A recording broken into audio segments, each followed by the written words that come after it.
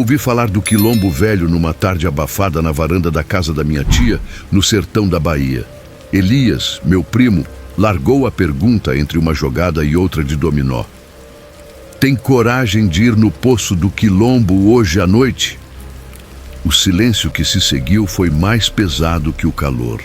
Zé Macambira, o mais falador, baixou os olhos. Um velho murmurou: esse lugar não existe mais. Mas Elias insistiu. Contou que o lugar ainda estava lá, a meia hora de caminhada, no meio da caatinga. Abandonado desde os anos 40, quando mortes inexplicáveis fizeram o povo fugir. Só restaram as ruínas e, no centro, um poço. Pedra escura, sem tampa. Surgiu após um pacto antigo feito em desespero durante uma seca. Trouxe água e trouxe outra coisa. À noite, se alguém se aproxima, ouve, vê, some. Rimos no caminho, lanterna e garrafa d'água na mão. Mas quando o mato abriu na clareira, o riso morreu. O poço estava lá, vivo de um jeito errado. O som veio primeiro, uma respiração vinda de dentro. Fraca, contínua, como se algo inalasse pelas entranhas da pedra. A luz da lanterna não avançava no breu, não era sombra, era um vazio que engolia. Deve ter bicho preso lá embaixo, Elias disse, mas a voz falhou. Cheguei mais perto. Um cheiro de carne podre e água parada me fez recuar. Vamos embora. Mas então o som parou. Um splash lá no fundo. Pequeno, preciso, como algo se movendo. Um vento quente nos atingiu, vindo do poço.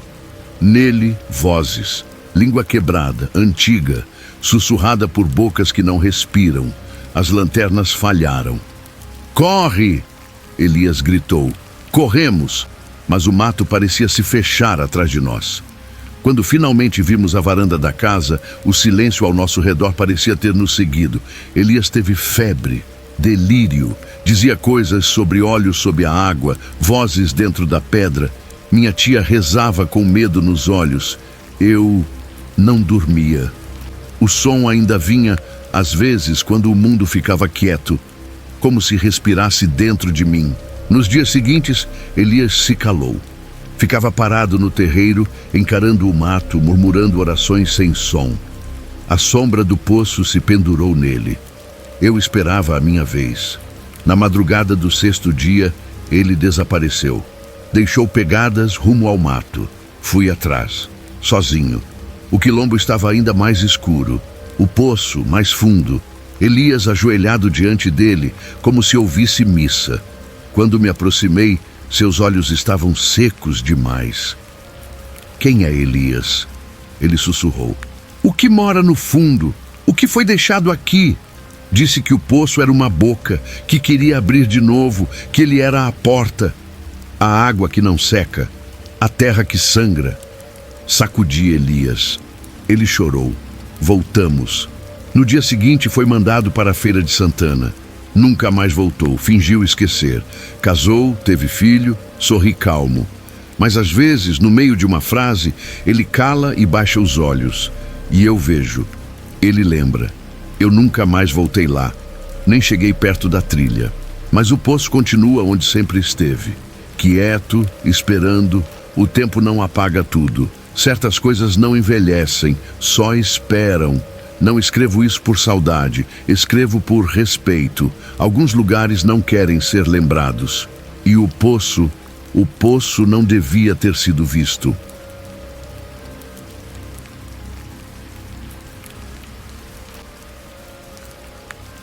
Tem coisas que a gente carrega como uma segunda pele. Memórias que não pedem licença, não se apagam, apenas esperam. Esperam por uma brecha, por um silêncio, por um sonho meio torto, e voltam, sempre voltam. Toda vez que fecho os olhos, vejo ele, de pé, imóvel, à beira do açude, o rosto oculto pela sombra, o corpo inclinado como se escutasse algo vindo da água. Não sei como descrever aquilo, era como se ele escutasse o fundo. Eu tinha uns 11 anos quando isso começou. Meus pais tinham uma fazenda pequena nos arredores de Areia, interior da Paraíba. Um lugar calmo, cheiro de terra úmida, mata densa e galinha solta pelo terreiro. Era uma infância simples, daquelas que hoje parecem ter acontecido em outro mundo. Mas havia um lugar da fazenda que a gente evitava, como se fosse um instinto antigo. O açude velho. Ficava longe da casa, no fim de uma trilha de capim alto e árvores retorcidas. A água era escura, espelhada, sem sinal de vida. Silêncio demais. Meu avô dizia que ali jogavam os animais doentes para morrer longe dos olhos. Outros falavam de coisa pior, que o açude puxava gente viva, principalmente crianças. A lenda era sempre a mesma. De madrugada, um homem aparecia à margem, alto, magro, vestido de escuro. Não se mexia, não respondia, não piscava. Ficava só ali, olhando. E então, sumia. A primeira vez que ouvi a história foi numa roda de fogueira. O vento frio misturando fumaça e medo. Seu Remígio, um vaqueiro antigo da região, contou que viu o homem quando buscava um bezerro desaparecido. Gritou achando que era alguém da vizinhança. O sujeito nem se virou. Quando chegou mais perto, ele evaporou. Remígio jurava que ficou com febre e pesadelos por semanas depois. Claro que meus pais nunca deixavam eu ir lá, mas criança tem uma mania burra de querer desafiar o proibido. E eu tinha meu motivo. Desde pequeno, sonhava com um homem parado do lado de fora da janela do meu quarto, sempre em silêncio, só olhando. E era ele, o mesmo da história. Então, numa noite de sábado, com a lua cheia iluminando o mato como se fosse dia, eu fui. Esperei meus pais dormirem, peguei uma lanterna enferrujada e saí descalço. A trilha parecia mais comprida naquela noite. O silêncio era espesso, como se o mundo segurasse a respiração. Cheguei ao açude por volta das 2 da manhã. A lua era um farol, tão clara que a lanterna se tornava inútil. A água estava parada, reflexo metálico do céu. Tudo imóvel. Nenhum sapo, nenhum grilo, nenhum farfalhar. Só o som dos meus passos e da minha respiração curta. Fiquei ali, parado, achando tudo ridículo. Mas então, ele apareceu. Do outro lado, entre um tufo seco de mato, estava lá. Do mesmo jeito que diziam, alto, magro, coberto por um pano escuro e sujo. A cabeça pendia levemente para frente, como se tentasse ver através da superfície. O rosto era um vazio. E mesmo assim, eu sabia que ele sabia que eu estava ali. Meu corpo endureceu. O tempo ficou viscoso. Quis correr, mas não conseguia. Ele não se movia, não piscava. Só quando sua cabeça girou, devagar, como se o ar fosse grosso demais, é que tudo desmoronou dentro de mim. A lanterna caiu da minha mão. Caí de costas no chão frio. Um peso me invadiu o peito, como se uma mão invisível me puxasse por dentro. Me arrastei como pude e corri. Corri sem saber por onde, cego de medo, soluçando. Não olhei para trás. O caminho de volta parecia um pesadelo sem fim. Quando cheguei em casa, tranquei a porta e me escondi debaixo do cobertor, tremendo até o sol nascer. Naquela manhã, minha mãe achou que eu estava doente. Disse que devia ser o sereno. Fiquei calado. Eu sabia. Ele me viu. E agora sabia quem eu era. Na noite seguinte, sonhei com ele. Estava dentro do açude, com os olhos abertos, negros como poços sem fundo. Sussurrava meu nome. Acordei com a janela aberta e marcas de lama no parapeito. Depois disso, nada mais foi normal. Os sonhos voltavam, sempre iguais. O açude, o homem, meu nome dito como uma promessa. Durante o dia, eu sorria, ajudava no curral, fingia. Mas toda vez que passava perto da trilha, sentia algo me acompanhando com os olhos. Um dia, contei para meu avô. Esperei ele estar sozinho, enrolando um cigarro com os dedos tortos. Quando terminei, ele apenas disse: "Você viu ele mesmo?" "Quem é ele?" perguntei. "Ninguém sabe. Uns dizem que é a alma penada de afogado. Outros dizem que ele nunca foi vivo. Mas tem uma coisa que todos concordam. Quem vê o homem do açude, vê mais de uma vez." Essas palavras me acompanharam como um sussurro eterno. E ele voltou, não só nos sonhos. Comecei a ver vultos no espelho, a sentir cheiro de água suja em dias de sol, a escutar meu nome vindo do vento. Lucas. Às vezes vinha da direção do açude, outras do pé da minha cama. Comecei a definhar. Olheiras, febres, noites em claro. Os adultos diziam que era virose. Meu avô não dizia nada, mas me olhava como quem já tinha enterrado outros. Uma noite fui acordado por um frio úmido. O lençol estava molhado, não de suor, mas de água. Água do açude. E a janela fechada. Na manhã seguinte, meu avô me deu um cordão com um talismã entalhado. Isso não vai te livrar dele, mas talvez te dê tempo. A partir daquele dia, tudo cessou. O homem sumiu, o sussurro calou, o sonho parou. Mas não me deixei enganar. Não era o fim, era espera. Anos se passaram. Cresci, saí da fazenda, me escondi na cidade. Mas nunca me livrei. Às vezes acordo com o gosto de água parada na boca. E sei, sonhei com ele de novo. O cordão ainda está comigo. Guardo numa gaveta. Abro de vez em quando, só para ver se ainda está lá. Tem noites em que escuto meu nome sendo chamado no escuro, sempre do mesmo jeito, como brisa atravessando a memória. Lucas. Nunca mais voltei à fazenda. Nunca mais encostei no mato daquela trilha. Mas o açude continua lá. E o homem também, esperando.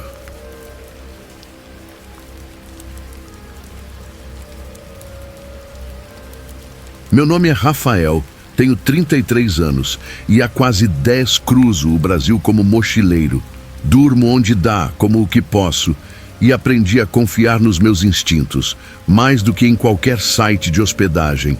Mas naquela noite, eles falharam. Era fim de tarde. O sol já se escondia atrás das serras quando entrei numa cidade pequena no interior do Espírito Santo. São Vicente, dizia a placa. Nome comum, fácil de esquecer. O lugar parecia ter parado no tempo. Calçamento de pedra, casas baixas, fiação torta nos postes. Tudo quieto. Uma cidade que cochila com o entardecer. Comprei um misto quente numa venda quase vazia e perguntei ao rapaz do balcão sobre pousadas. Ele apontou com a cabeça, sem entusiasmo. Tem uma ali, do outro lado da praça, mas faz tempo que ninguém se hospeda lá. Devia ter entendido como aviso. Mas eu estava cansado, suado e só queria um chuveiro quente e uma cama. Atravessei a praça. A tal pousada era um casarão antigo, fachada gasta, letreiro de madeira torto. Pousada São Vicente. Subi os degraus e toquei a campainha. Uma mulher abriu a porta, uns 60 e poucos, expressão neutra, quase ausente. Quarto para uma noite? Assenti. R$ 40, banheiro no quarto, café simples. Ela me entregou a chave do quarto 4 e subimos por um corredor estreito de piso de madeira que rangia a cada passo. O quarto era básico, cama de solteiro, espelho manchado, cortinas pesadas. Havia um cheiro de guardado, como se o lugar tivesse sido selado por dentro esperando.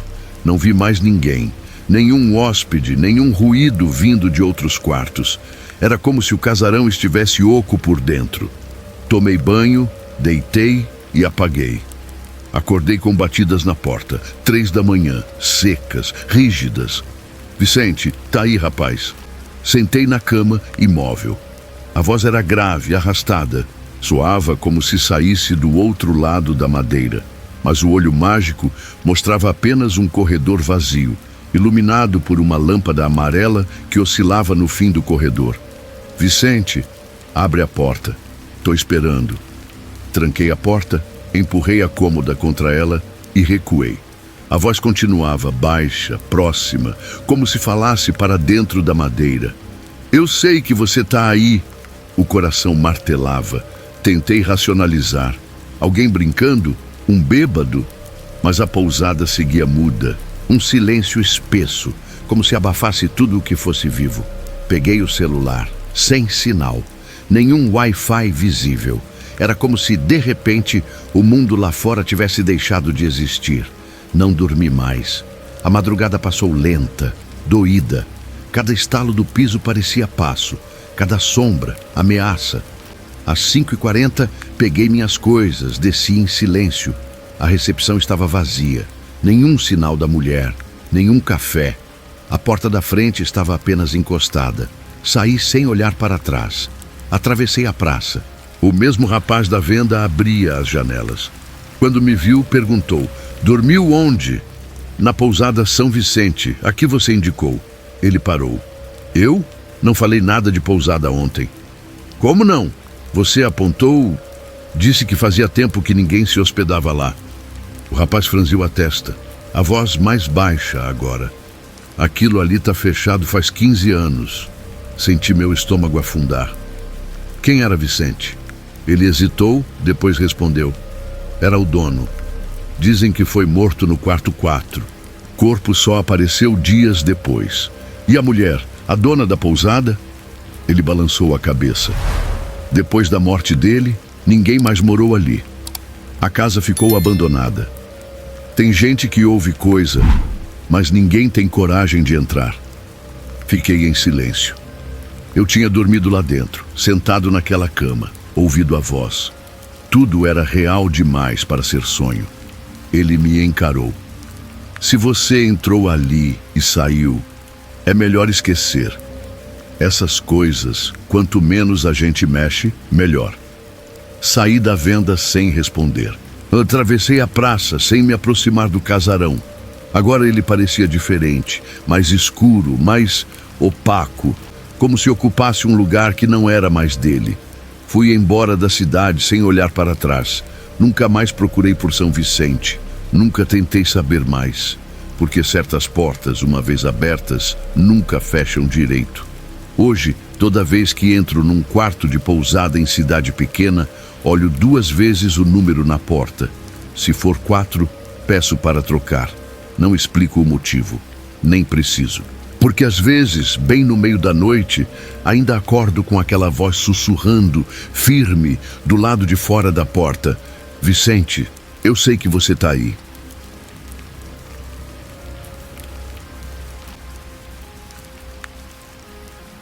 Quem já morou no interior conhece. Sempre tem uma estrada que ninguém gosta de mencionar à noite. Um caminho esquecido, tomado pelo mato e pelas histórias que o tempo insiste em não apagar. No caso da minha cidade, era a Estrada do Fundão. Um trecho de terra vermelha entre plantações, isolado, sem sinal, sem viva alma depois do anoitecer. Diziam que ali aparecia um carro, um Opala preto dos antigos, com carroceria baixa e faróis redondos. Mas não era um carro comum. Ele surgia do nada, no retrovisor, sem fazer barulho. Deslizava na estrada como se não tocasse o chão. Sempre à noite, sempre quando alguém estava sozinho. Durante anos, ouvi essas histórias de boca em boca. Alguém que foi seguido por ele até perto de casa. Um rapaz que perdeu o controle numa curva e quase morreu. Mas no fundo, todos falavam com um certo prazer em exagerar. Como toda boa lenda, ninguém acreditava de verdade. Nem eu. Pelo menos, não até aquela noite. Era sexta-feira, quase 11 da noite. Eu tinha passado o dia numa chácara com amigos e voltava para casa sozinho. O caminho era conhecido. 12 quilômetros de estrada de terra cortando o mato até alcançar o asfalto. A Estrada do Fundão. A que todo mundo evitava. Entrei nela sem hesitar. Estava escuro como breu. Liguei os faróis altos e deixei o som tocando para disfarçar o silêncio sufocante. A vegetação parecia mais alta do que de costume, como se curvasse sobre a estrada. Não dava para ver nada além do que os faróis alcançavam. Mesmo assim, segui firme. Conhecia cada curva, cada buraco. Foi então que percebi um par de luzes ao longe, pelo espelho. Não tinham brilho normal. Eram opacas, amareladas, como faróis velhos cobertos de poeira. Achei estranho. Eu não tinha visto nenhum carro vindo atrás até ali. E aquelas luzes se aproximavam rápido, rápido demais. Em poucos segundos estava claro. Era um Opala preto, comprido, impecável, sem placa. Nenhum som de motor, nada. Apenas a sombra daquele carro vindo atrás, cada vez mais perto, como se flutuasse. Quando dei por mim, ele estava colado na traseira. Acelerei. O carro fez o mesmo, não importava a velocidade. Ele seguia, deslizando, grudado, impassível. Foi então que olhei com mais atenção e meu estômago gelou. O banco do motorista estava vazio. Completamente vazio. Eu conseguia ver os contornos, os bancos dianteiros, mas não havia ninguém ali. Nenhum vulto, nenhum reflexo. Nada. O medo se instalou de um jeito que nunca senti antes. Não era susto, era outra coisa. Era a certeza de que algo naquele carro não pertencia a esse mundo. Meus dedos agarraram o volante com força. O som do carro foi desligado sem que eu percebesse. Só restava o barulho das pedras sob os pneus, o motor em esforço e o silêncio do Opala atrás de mim. O tempo parou. A estrada parecia não acabar. A cada curva eu esperava que o carro sumisse, mas ele permanecia, incansável. Como se me testasse, como se quisesse ver até onde eu iria antes de quebrar. Quando finalmente vi o asfalto surgindo no horizonte, uma mistura de alívio e desespero me fez acelerar ainda mais. E foi nesse exato momento que ele sumiu. Não parou, não virou, não diminuiu. Simplesmente desapareceu, como se nunca tivesse estado lá. Segui até a cidade sem diminuir a velocidade. Só parei quando vi as luzes de um mercado fechado, já perto da minha casa. Encostei o carro, desliguei o motor e fiquei ali, respirando devagar, tentando convencer meu corpo a esquecer o que acabara de viver. Nunca contei essa história, nem para os amigos, nem para minha família, porque eu também ria dessas coisas. Até ver, até sentir. Hoje, quando passo por aquela estrada, mantenho os faróis baixos. Não ouço música, não converso. Só observo o retrovisor.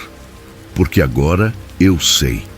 O Opala preto não aparece para assustar bêbado, nem é aviso de morte. Ele aparece para quem não acredita. E naquela noite eu acreditei.